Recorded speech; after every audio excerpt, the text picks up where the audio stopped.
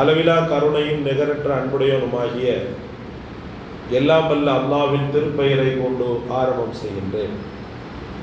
அகில உலக மாந்தரின் வழிகாட்டியாய், இஸ்லாம் கூறும் நல்லுலகின் மிகச்சிறந்த ஆட்சியாளராய், முஸ்லீம்களின் நெஞ்சத்தில் என்றும் ஹயாத்து நபியாக வாழ்ந்து கொண்டிருக்கக்கூடிய நபிகள் கோமான் ஹஸரத் முஹம்மது ரசூலுல்லாஹி ஸல்லல்லாஹு அலைஹி வஸல்லம் அன்னாரின் மீதும், அன்னாரை பின்பற்றிய சத்திய சஹாபாக்கள், தாபீன்கள், தபா தாபீன்கள், நல்லோர்கள், நாதாக்கள் நம் அனைவரின் மீதும் எல்லாம் வல்ல அல்லாஹ்வின் ஈடு இணை இல்லாத அன்பும் அவருடைய கருணையும் உண்டாவதாக. உணர்ச்சிகள் தூண்டப்படும் போது காட்டக்கூடிய பொறுமை மலையிலும் பெரியதாக, கடலிலும் பெரியதாக இருக்கிறது.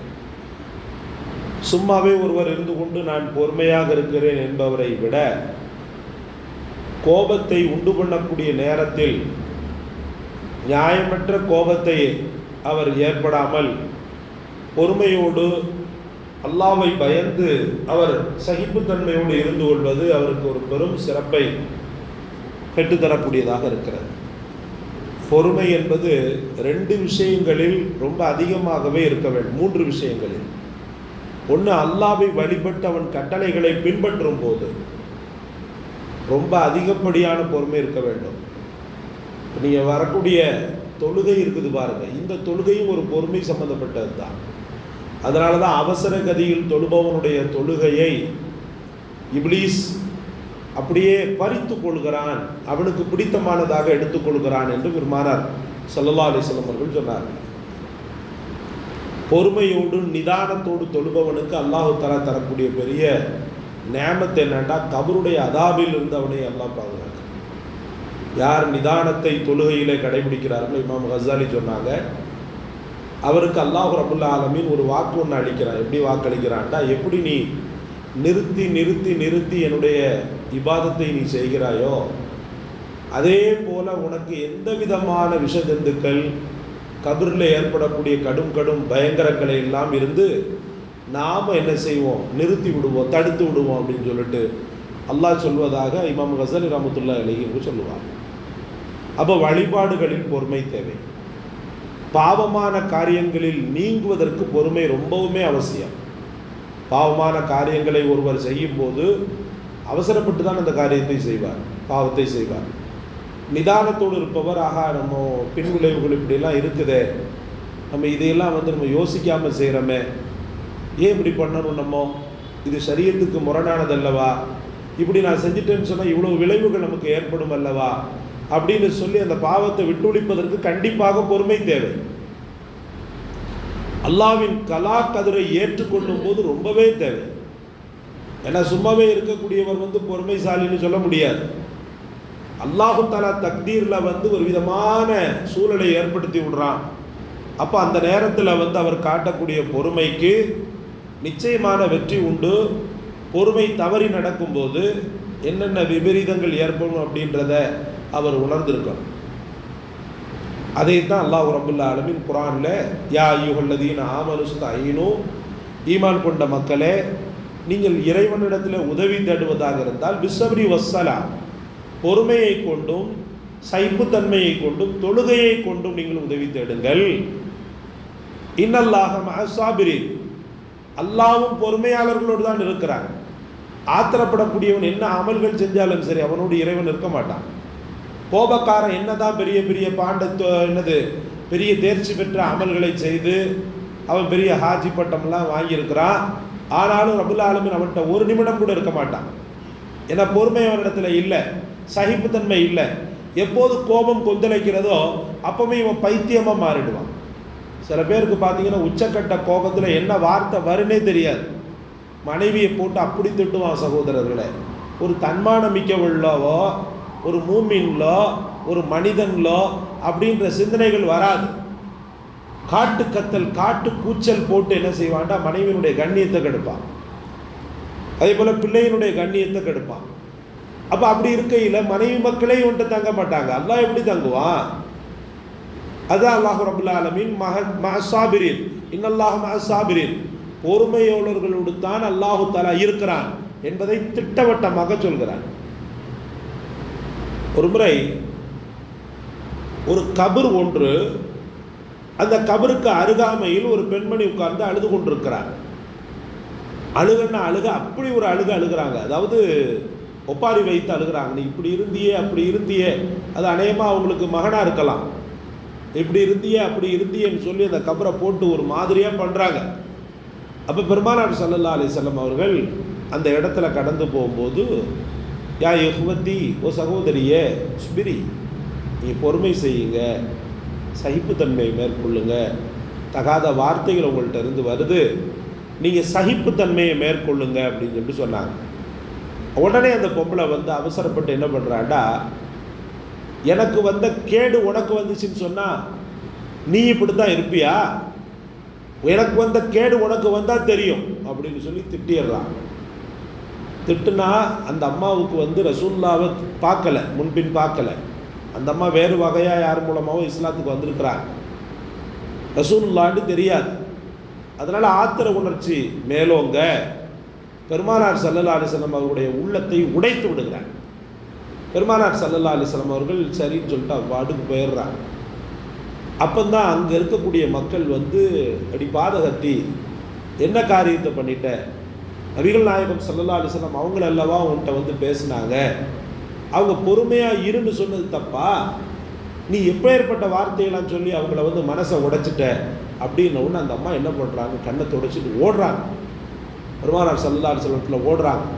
யார சொல்லலாம், என்னை மன்னிச்சிடுங்க யார சொல்லலாம், நீங்கள் உண்மையிலேயே நீங்கள் தான் எனக்கு தெரியாது, இல்லைண்டா அந்த வார்த்தையை பிரயோகிச்சிருக்க மாட்டேன். அப்புறம் ரசூல் ஸல்லல்லாஹு அலைஹி வஸல்லம் அவர்கள் சொன்னாங்களா, நாண்டி இல்லை, எந்த ஒரு நேரத்திலையுமே அஸ்ஸப்ரு இன்த ஸதமா, பொறுமையை வந்து ரொம்ப கடைபிடி. அதுவும் ஆரம்ப நேரத்தில் வெகுண்டு வரும், ஆத்திரங்கள் வெகுண்டு வரும், அந்த நேரத்தில் பொறுமையை கடைபிடிப்பதாகிறது ஒரு பெரிய அர்த்தத்தை உனக்கு பெற்று தரும் அப்படின்ற மாதிரி பெருமானார் ஸல்லல்லாஹு அலைஹி வஸல்லம் அந்த பெண்மணிக்கு உபதேசம் பண்ணாங்க.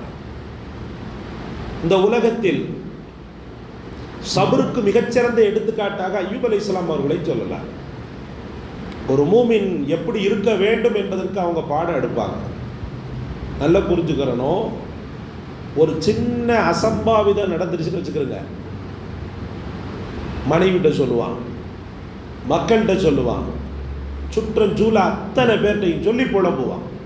ஒரு சின்ன அசம்பாவிதம் வாழ்க்கையில் நடந்துருச்சுன்னு சொன்னான். ஆனால் இங்கே தான் கட்டிய மனைவிட்ட கூட தன்னுடைய துன்பத்தை ஷேர் பண்ண மாட்டாங்க ஹஜ்ரத் அய்யூப் அலைஹிஸ்ஸலாம். அது அல்லாஹ்வுக்கு ரொம்பவே பிடிச்சிருந்துச்சு. அல்லாஹ் தஆலா அவங்கள பற்றி சொல்லும் போதெல்லாம் பெருமைப்படுவான்.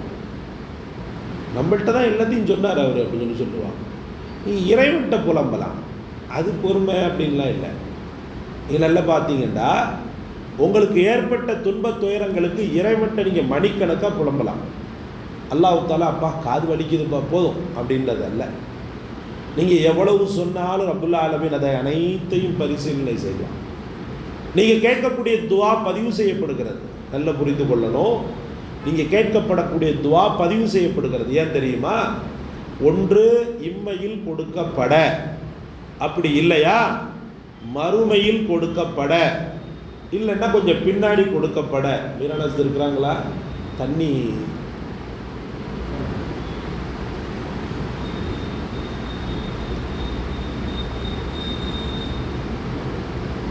தண்ணி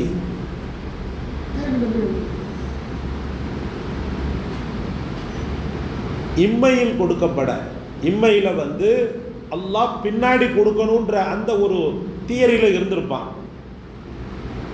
இவன் அவசரம், எனக்கு இப்பவே வேணும், அல்லாஹ் ரப்பல் ஆலமீன் அதை பதிவு செய்து வைத்திருப்பான். இவன் கேட்ட துஆக்கள் ஒரு காலத்தில் இப்படிலாம் கேட்டிருக்கிறான். சில நேரத்தில் சம்பந்தமே இல்லாமல் கபூலியத்து நடக்கும். பார்த்துருக்கீங்களா? நீங்கள் எப்போவோ கேட்டிருப்பீங்க ஆம்பளை பிள்ளைய. அல்லாஹ் தஆலா கால அவகாசத்தை ஏற்படுத்தி உங்கள் மகளுக்கு 3 ஆம்பளை பிள்ளைய கொடுப்பான். மணிக்கணக்காக நீங்கள் உட்கார்ந்து பிள்ளைக்காக காலம் முழுக்கும் கேட்டுக்கிட்டு கிடந்திருப்பீங்க, எனக்கு ஒரு ஆம்பளை பிள்ளைய கொடு அப்படின்னு. ஆனால் அல்லாஹ் ரப்பல் ஆலமீன் 3 மக்களை உங்கள் மகளுக்கு கொடுப்பான். நீங்கள் எதிர்பார்த்ததை விட சிறப்பான முறையில் கொடுப்பான். நீங்கள் படித்து ஒரு பெரிய அளவுக்கு டிகிரி வாங்கணும்னு நினச்சிருப்பீங்க. ஆனால் குடும்ப சூழ்நிலை, வறுமை, நெருக்கடி, அதனால் உங்களுக்கு அது படிக்க 8ஆம் கிளாஸே தாண்ட முடியாது, 10ஆம் கிளாஸை தாண்ட முடியாது. உங்கள் புள்ள அத்தனை கனவுகளை நிறைவேற்றி கொடுப்பான். நீங்கள் என்னென்ன பார்க்கணும்னு நினச்சிங்களா அத்தனையும் பேரை நிறைவேற்றி கொடுப்பான்.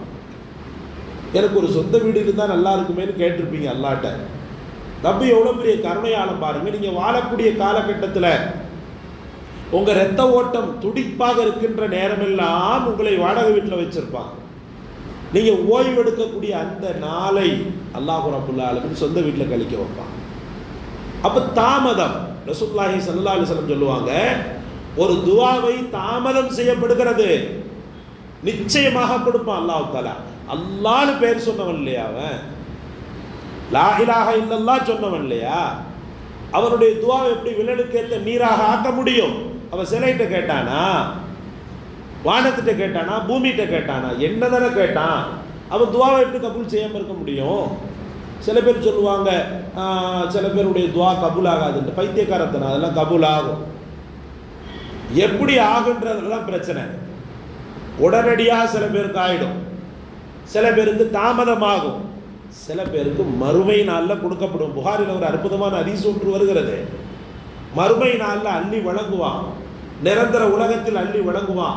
அப்போ இந்த பைத்தியக்காரன் சொல்லுவானா, ஏன் உலகத்தில் சில துவாக்களை கபூல் செஞ்சப்பா, எல்லாத்தையும் எனக்கு இங்கே கொடுத்துருக்கலாமே, நிரந்தர உலகத்தில் கொடுத்துருக்கலாமே, நான் பைத்தியமாக ஆகிட்டனே, நான் வேணும்னு உன்கிட்ட கேட்டனே அப்படின்னு.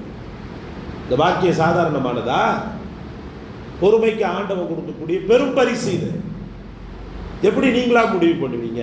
அல்லாஹ் என்னை கபூல் செய்யலை, அல்லாஹ் என்னை வெறுத்துட்டான், அல்லாஹ் அவ்வளோதான் அப்படின்றத எப்படி கபூல் செய்ய முடியும்? அப்போ வணக்க வழிபாடுகளில் கண்டிப்பாக பொறுமை தேவை. அய்யூப் அலைஹிஸ்ஸலாமுடைய துஆவை ஏற்றுக்கொள்ளப்படுறதுக்கு எத்தனை வருஷத்தை அல்லாஹ் எடுத்தான் தெரியுமா? 10 வருஷங்கள்லாம் தாண்டி போச்சு. எத்தனையோ வருஷங்கள் அன்றைக்கி ஒரு உஸ்தாத் சொன்னாங்க, 15 வருஷமோ என்னமோ இந்த நோயோடு கிடந்து அவதிப்பட்டாங்க. மூசா அலைஹிஸ்ஸலாம் அவங்களுடைய துஆ கபூல் ஆகிறதுக்கு அந்த ஃபிரௌனுடைய விஷயத்தில் 40 வருடங்கள் அல்லாஹ் தஆலா எடுத்துக்கொண்டான்னு சொல்லி சொல்லப்படுது. 40 வருடமாக கேட்டுக்கிட்டு இருக்காரு, ஃபிரௌனுக்கு நீ முடிவை கொடு, அவனுக்கு 40 வருஷம் எடுத்துக்கொண்டான். அல்லாஹ் தஆலா ரொம்ப பொறுமையாளி, ரொம்ப இரக்கம் உள்ளவன்.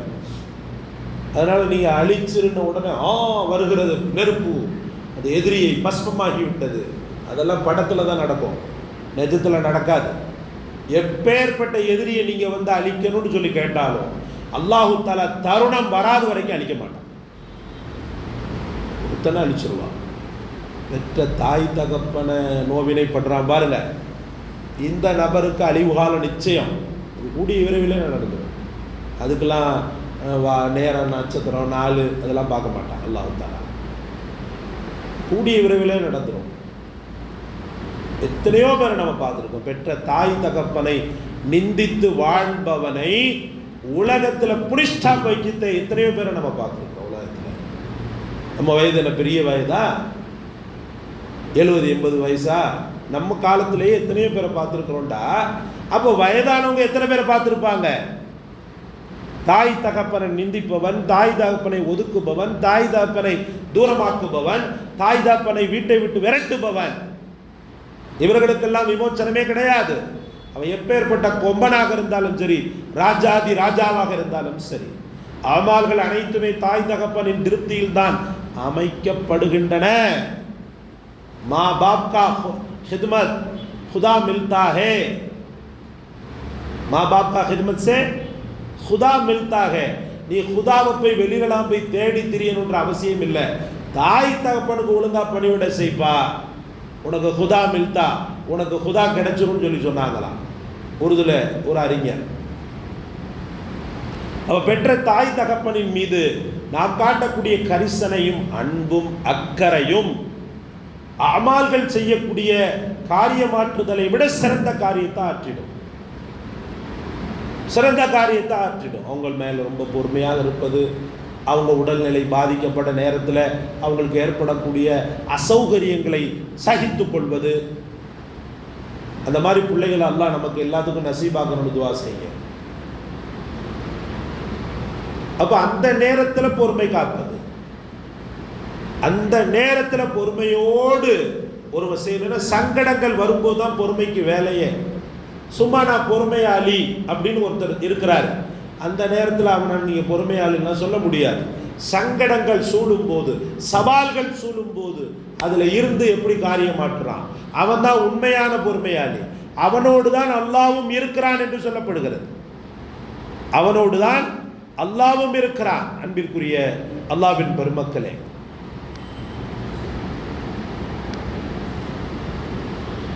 பெருமானார் ஸல்லல்லாஹு அலைஹி வஸல்லம் அவர்கள் உணர்ச்சிகள் தூண்டப்பட்டார்கள்.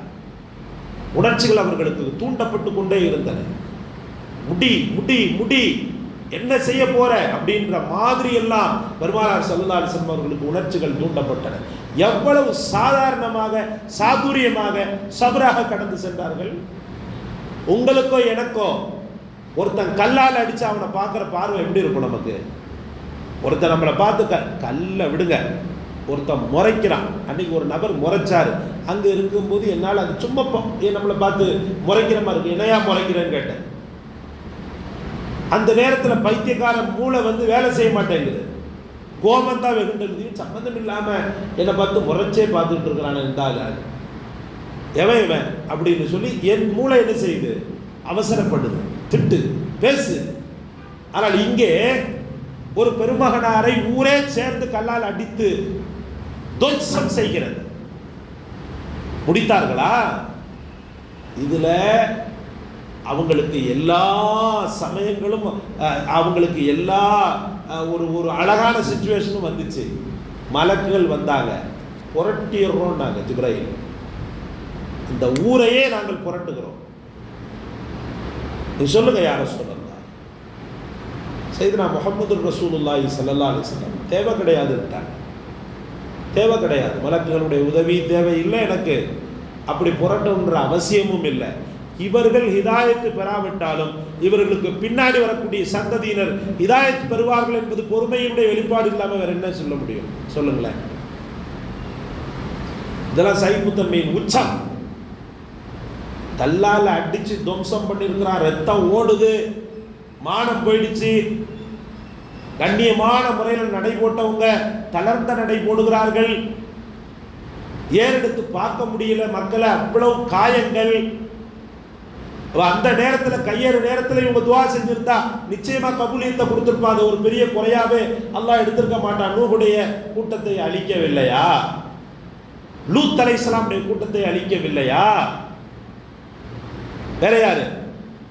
ஹூத் அலைஹிஸ்ஸலாமுடைய கூட்டத்தை அழிக்கவில்லையா? சாலிஹ் அலைஹிஸ்ஸலாமுடைய கூட்டத்தை அழிக்கவில்லையா? 10-11 முகமதுடைய கூட்டத்தில் ஒரு பகுதியினரை அழிச்சிட்டேன், முடிஞ்சு போச்சு. தாயிப் நகரத்து மக்களை மட்டும்தான் அழிச்சிருப்பான். ஏன்னா அவங்க அடிச்சிருக்கிறாங்க ரசூலுல்லாவை. அது ஒன்றும் குற்றம் பிடிக்க மாட்டான் அல்லாஹ் தஆலா. ஏன் நீ பொறுமை செய்யலை அப்படின்ட்டு. ஒத்த வார்த்தையை பிடிச்சி வாழ்ந்தாங்களா இல்லையா? இன்னல்லாஹ மஅஸ் ஸாபிரீன், நான் பொறுமையாக இருந்தால்தான் என் ரப்பு என்னோடு இருப்பான்றதுல அவங்க காட்டிய தீவிரம் பல வெற்றிகளை அவர்களுக்கு பெற்றுத்தந்தது. அன்பு சகோதரர்களே, அல்லாஹ் உங்களுக்கும் எனக்கும் இறைவனோடு வாழ வைக்கின்ற பொறுமையை காலம் முழுக்கும் அணிகலனாக அணியக்கூடிய பாக்கியத்தை தந்தருள்வானாக. பொறுமை இல்லாமல் நாம் செய்த அவசரகதி காரியங்களை எல்லாம் அல்லாஹ் மன்னித்து நம் மீது இறக்கப்படுவானாக.